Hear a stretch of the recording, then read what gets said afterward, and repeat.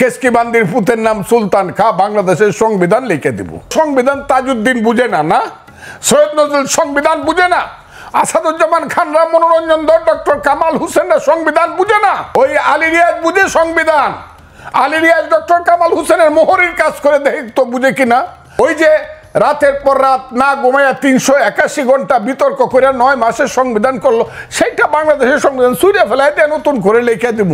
Election করো, মেম্বারের vote পায়ে দেখাও যে আমি মেম্বার যে 2500 ভোট পায়ে মেম্বার হয় ইউনিয়ন পরিষদে, আমি সেই ভোটটা পাইছি। 5ই আগস্টের আগে আমরা মনে করছি এরা বুঝি পৃথিবীর সবাই ফিডেল কেস্ট্রো চে গুয়েভারা, আর এখন দেখা যায় আঙ্গুর ফুললে কলা গাছ, কলা গাছ ফুললে বট গাছ, বট গাছ ফুলে জোড়া বট গাছ হইছে। বিএনপির নেতৃত্ব আগের রাত্রে কথা বলে মাথা উঁচু করে পরের দিন আবার যখন ইউনূস সাহেবের কাছে গিয়া দেখে যাদের মন্ত্রিত্ব চায় না তাদেরকে ইউনূস সাহেব পাশে বসায়া, সেই সজীব বুয়েদেরকে পাশে বসায় রাখে, একজনও বলে না যে ও থাকলে আমরা থাকবো না। এইটুক থাকা দরকার। তো আমার মতো একজন অধম লোক যদি তাদের সাথে যাইতে পারতাম, আমি ইউনূস সাহেবকে বলতাম, আসসালামু আলাইকুম স্যার, আপনার পাশে যিনি বসে আছেন ওনাকে এখান থেকে বিদায় করেন, তা না হলে আমি বসবো না। তার পদ থেকে দাবিতে তো গেছেন, হ্যাঁ, মানে তার পদ থেকে দাবিতে তো ওনারা গেছেন 1903 জন। এবং এর ইতিহাস কিন্তু বিএনপি প্রথম আনছে দেশনেত্রী বেগম খালেদা জিয়ার নেতৃত্বে। এরশাদ সাহেবের আমলে আতাউর রহমান খান সাহেবকে যখন প্রধানমন্ত্রী করা হয়েছিল, বিএনপি বলে দেশনেত্রী খালেদা জিয়া বলেছিলেন আতাউর রহমান খান সাহেব এরশাদ সাহেবের পাশে বসলে আমরা আলোচনায় যাব না, এবং এরশাদ সাহেব বাধ্য হয়েছিলেন আতাউর রহমান খান সাহেবকে বাদ দিয়ে, প্রধানমন্ত্রীকে বাদ দিয়ে আলোচনা করতে। বর্তমান নেতৃত্ব কি তাহলে দুর্বল? হ্যাঁ, বর্তমান নেতৃত্ব কি তাহলে দুর্বল? তারা তো নেতৃত্ব না, একটা পর্যায়ে তারাই টিম অফ লিডারশিপ। মূল নেতৃত্ব তো এখানে নেই। মূল নেতৃত্ব আজকে কথা বললেন যে কথা বাংলাদেশের মানুষ ওনার কাছ থেকে শুনতে চায়, এবং আমি জানি এই কথা সত্যে প্রমাণিত হবে, আল্লাহর রহমত। এই কথা বৃথা যাবে না। কারণ হলো এই কথা বাংলাদেশের 18 কোটি মানুষের কথা। এই কথা হলো বাংলাদেশের যে স্বাধীনতার সার্বভৌমত্বের প্রতীক সেনাবাহিনী বা প্রতিরক্ষা বাহিনী, তাদের কথা। তারাই বলেছে এই কথাটা যে ডিসেম্বরের মধ্যে ইলেকশন হবে। যখন ইউনূস সাহেবরা সবসময় বলতেছিল ডিসেম্বর থেকে জুন, একমাত্র সেনাবাহিনী প্রধান বলছে না, ডিসেম্বরের মধ্যে ইলেকশন হবে, তারপরে আমরা ব্যারাকে ফিরে যাব, এরপরে আর আমরা থাকবো না, আমরা জানুয়ারিতে শপথ গ্রহণ অনুষ্ঠান দেখতে চাই, এইটুক বলেছে। কাজেই যেখানে সার্বভৌমত্বের প্রতীক প্রতিরক্ষা বাহিনী, সেনাবাহিনী কথা বলেছে, আর বাংলাদেশের সবচেয়ে জনপ্রিয় এবং মানুষের দ্বারা সমর্থিত দল বিএনপির নেতা জনাব তারেক রহমান যখন কথাটা বলেছে, আমার ধারণা এই কথাকে মিথ্যা প্রমাণ করার মতো অবস্থা কোনো দিনই হবে না। আল্লাহর রহমতে ডিসেম্বরে, আমিও বলি ইলেকশনটা ডিসেম্বরে হবে। যদি না হয়, এই কথাটা আপনি জিজ্ঞাসা করতে, যদি না হয়, এইটা আমি জানি ইউনূস সাহেব এবং তার সরকারের অধীনে আর কোনো নির্বাচন হবে না, অথবা তাদের কোনো সরকার থাকবে না। কিন্তু এত বড় দুটি শক্তিকে অবজ্ঞা কেন করছে ডক্টর ইউনূসের সরকার? হ্যাঁ, সামরিক বাহিনী এবং বিএনপি, এই বড় দুটো শক্তিকে অবজ্ঞা করছে কেন ডক্টর ইউনূসের সরকার? ক্ষমতার ময়ূর সিংহাসনে যারা বসেন এই দেশে, আমি দেখছি আর কি, তাদেরকে আরবিতে বলে সুমুন বুকমুন উমিউন ফাহিউম লায়ারজিউ। তারা চোখ থাকতে দেখে না, কান থাকতে শুনে না, মন থাকতে বুঝে না। তারা মনে করে তাদের চেয়ে ক্ষমতাবান লোক আর নাই, এবং যে ভুল তারা করছে, ভুল বললে কম বলা হয়, যে অপরাধ তারা দেশের সঙ্গে করছে। এত অনিশ্চিত দেশ, আমার ভাইয়ের বয়স আমার রাজনীতির চেয়েও কম। আমি 61 বছর যাবৎ রাজনীতি করি। আমি 1964 সন থেকে রাজনীতি করি। 6 দশক আমার রাজনীতির অভিজ্ঞতা। কেউ কোনোদিন দেশের এই ধরনের ক্ষতি করে, এত অনিশ্চিত দেশ থেকে আপনি রাস্তা দিয়ে হাঁটতে পারবেন না, রাত্রিবেলা ঘুমাইলে পরে আপনি ট্রাকের শব্দ শুনবেন, সেই ট্রাকের উপরে মেশিন গান, আর্মি কেন সারা রাত ঘুমাবে না, রাস্তা দিয়ে চলা যায় না, 10টার পরে 9টার পরে হইলে মা ছেলেকে খোঁজ নেয়, তুমি কোথায় আছো, তাড়াতাড়ি বাসায় আসো। এটা কি পৃথিবীর কোনো রাজধানীতে হয়? এত অনিশ্চিত কি কোনো দেশ আছে? এই দেশটা কি যুদ্ধ করে স্বাধীন করছিলাম? এই ধরনের চক্রান্তকারী সরকার কি কোনো দেশে আছে যে সরকার আমার দেশের করিডোর দিয়া দেয় আমি জানতে পারি 2 মাস বা 3 মাস পরে। 1 বছর যাবত আমার দেশের একটা দ্বীপ, আমি মনে করি এটা সবচেয়ে সুন্দর দ্বীপ, সেন্ট মার্টিন দিয়ে রাখছে একটা রাজাকারের বাচ্চা, ওই যাকে সবাই ফুলপরি কয়, এই যে মেয়েটা, আমি বলি ভদ্র মহিলা, মানুষ বলে মেয়েটা, সে বড় বড় কথা বলে। 1 বছর যাবত একটা স্টিমার যাইতে পারে না ওতে, মানে এই সরকার আসার পর থেকে যাইতে পারেন না সেন্ট মার্টিনে। আপনি সমুদ্র বন্দর দিয়ে দিচ্ছেন কোন কথা বলে? আপনি বলছেন যে ভালো চালাইতে পারবে তাকেই আমি দিয়ে দিব, যে সুন্দরভাবে চালাইতে পারবে।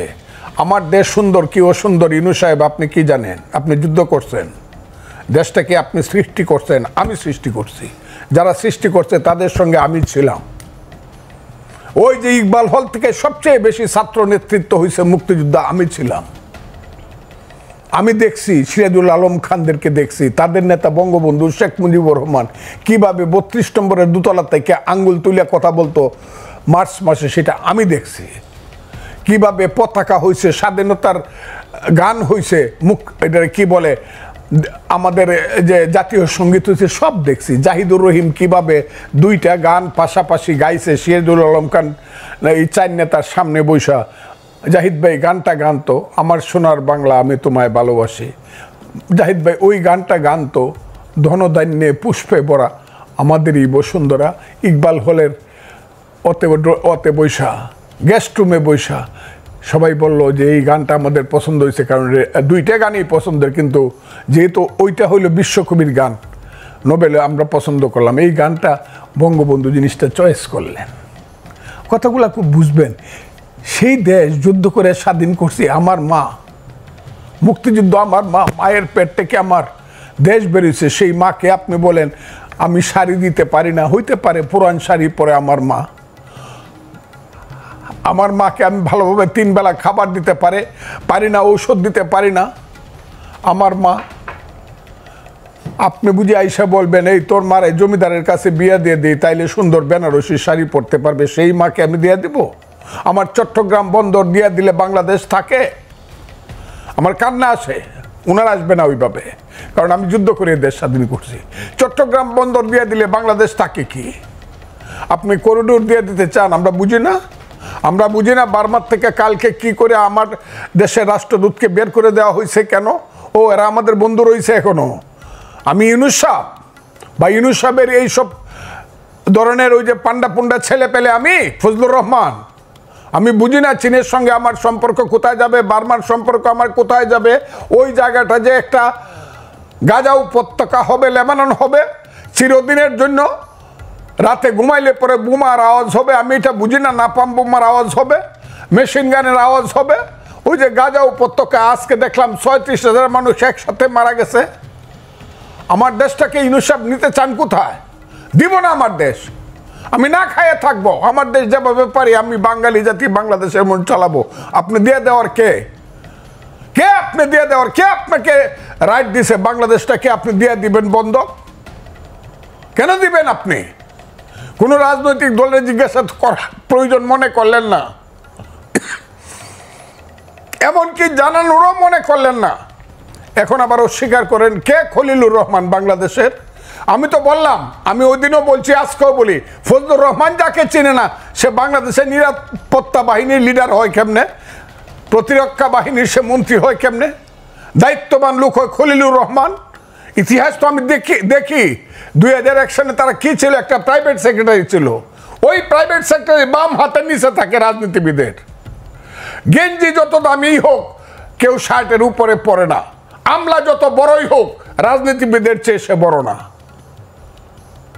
আপনি ওই 11টা মানুষকে আনছেন আপনি মার্কিন নাগরিক হিসাবে, বিদেশি নাগরিক। আমি এদেরকে বলি 1757 সালের রবার্ট ক্লাইভ। সেই রবার্ট ক্লাইভ সাদা ছিল, এরা হইল কালো রবার্ট ক্লাইভ। এদেরকে দিয়ে আপনি আমার দেশের সংবিধান বদল করবেন? যে সংবিধান 30 লক্ষ লোকের রক্তের আকরে লেখা সংবিধান, ও সংবিধান তাজউদ্দিন বুঝে না, না সৈয়দ নজরুল সংবিধান বুঝে না, আসাদুজ্জামান খানরা, মনোরঞ্জন দত্ত, ডক্টর কামাল হোসেনরা সংবিধান বুঝে না। ওই আলী রিয়াজ বুঝে সংবিধান। আলী রিয়াজ ডক্টর কামাল হোসেনের মোহরির কাজ করে দেখতো বুঝে কিনা। ডিক্টেশন নিতে পারে কিনা? ওই যে রাতের পর রাত না ঘুমাইয়া 381 ঘন্টা বিতর্ক করে 9 মাসের সংবিধান করলো, সেইটা বাংলাদেশের সংবিধান ছুঁড়ে ফেলাই দিয়ে নতুন করে লিখে দিব। কেসকি বান্দির পুতের নাম সুলতান খা, বাংলাদেশের সংবিধান লিখে দিব। আমার তো সহ্য হয় না। এরা কারা? ইলেকশন করো, মেম্বারের ভোট পায়ে দেখাও যে আমি মেম্বার যে 2500 ভোট পায়ে মেম্বার হয় ইউনিয়ন পরিষদে, আমি সেই ভোটটা পাইছি, দেখাও। বাপের বেটা হইলে গোপনে করো কেন?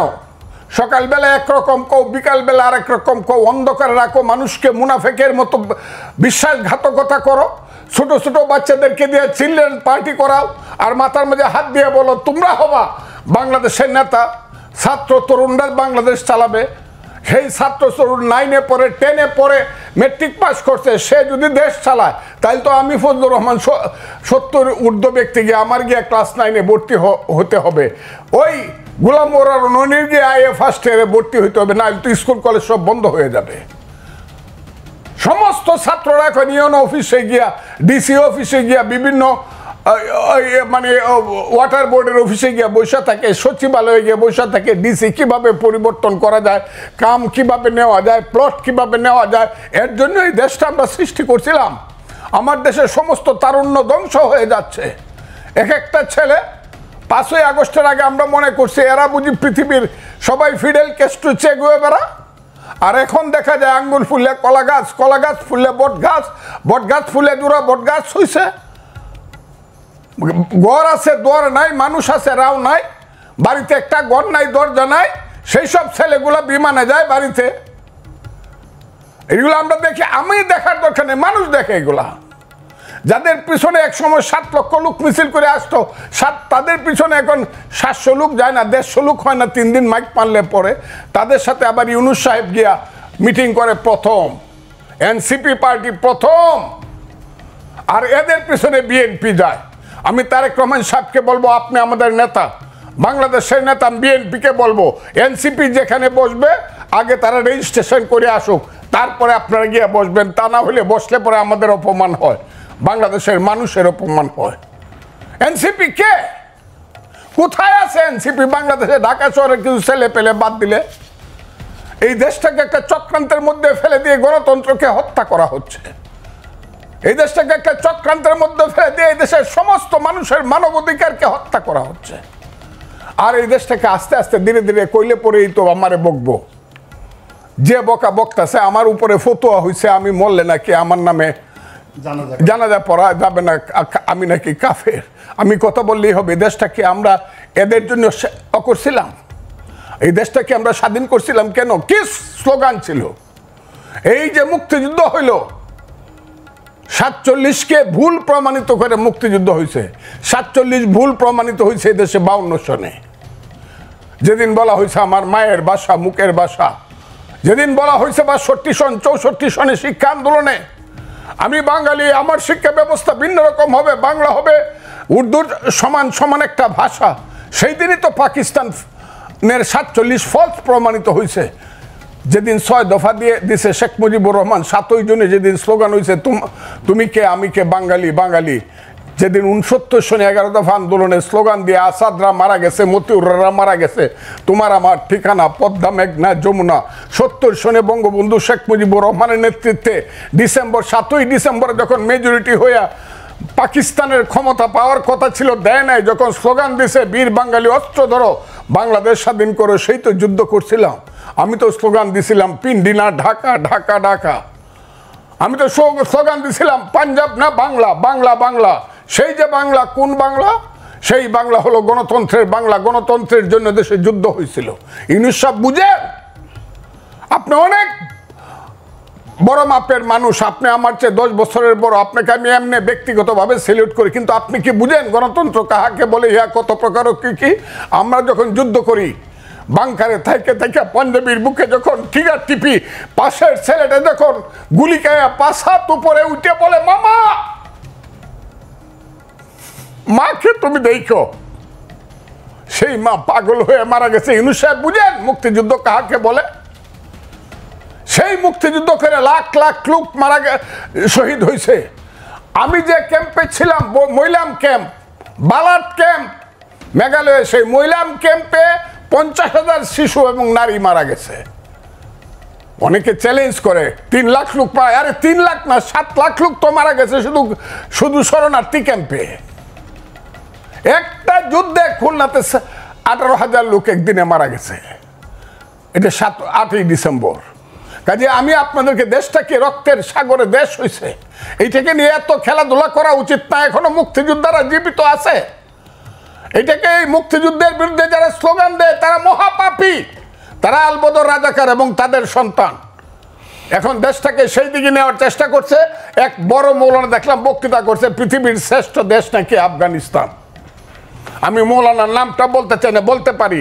আমার কাছে মনে হয়েছে আরে বাংলাদেশ এটা নাকি আফগানিস্তান বানাইতে চায় উনি, যে আফগানিস্তানকে লিগেল জাতিসংঘের 212টা দেশের একটা দেশ স্বীকৃতি দেয় না, যেখানে 1/3 মানুষ রাতের বেলায় না খায় থাকে। সেই আফগানিস্তান বানানোর জন্য, সেই সাম্প্রদায়িক এবং মৌলবাদী দেশ বানানোর জন্য আমার দেশে প্রত্যেক শুক্রবারে মসজিদ থেকে মিছিল বের হয়।